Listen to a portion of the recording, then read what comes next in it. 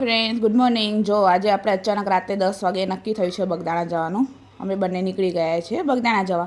એવું કોઈ પ્લાનિંગ નહોતું, પણ અચાનક સાગર કે શુક્રવારે રજા છે તો એને વિચાર આવ્યો કે ચલો આપણે બગદાણા બાધે અમને રાખી હતી તો દર્શન કરતા જઈ આવીએ આપણે.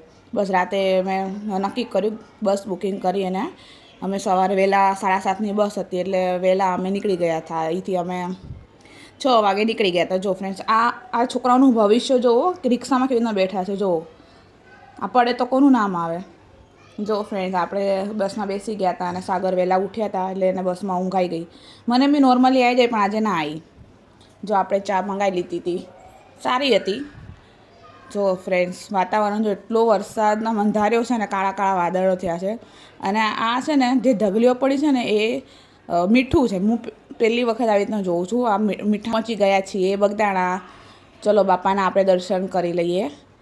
ને જો આપણે નારિયેલને હું લઈ લીધું છે. બસ ફટાફટ દર્શન કરવા જતા રહીએ આપણે, કેમ કે 2:15 વાગે અમે ઉતર્યા છીએ, લેટ થઈ ગઈ બસ. જો સાગર જાય છે આગળ દર્શન કરવા બાપાના. બહુ માને બાપા સીતારામને અમારે અહીંયા. આપણે ધાર્યા કામ કરી દે. જો આ બાપાની બંડીઓ છે જે બાપા સીતારામ પહેરતા ને, એ જે ગાદલા ઉપર સૂતા એમની વસ્તુઓ જો આમ કંઈ મસ્ત રીતે મૂકી દીધી છે. દર્શન બધા કરે એમને.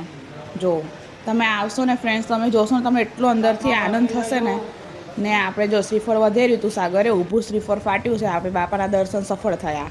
ઉપર જો આપણે મંદિરના બાપા સીતારામ દર્શન કરે, કઈ મસ્ત મૂર્તિ છે. એની ઉપર આપણે રામજી ભગવાન હતા. ને જો આપણે જમવા આવી ગયા. તમે જુઓ ફ્રેન્ડ્સ, જગ્યા ખાલી જુઓ કેટલી મોટી છે.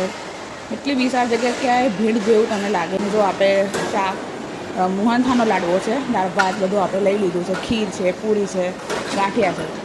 અને જે લાડુ છે એ મોહનથાળનો લાડુ છે. જો આપણને ખાવાની મજા આવી ગઈ. બસ મને આ જ પ્રસાદી લેવી હતી ઘણા વર્ષોથી, અને આ લાલચ હું આજે અહીંયા આવી હતી.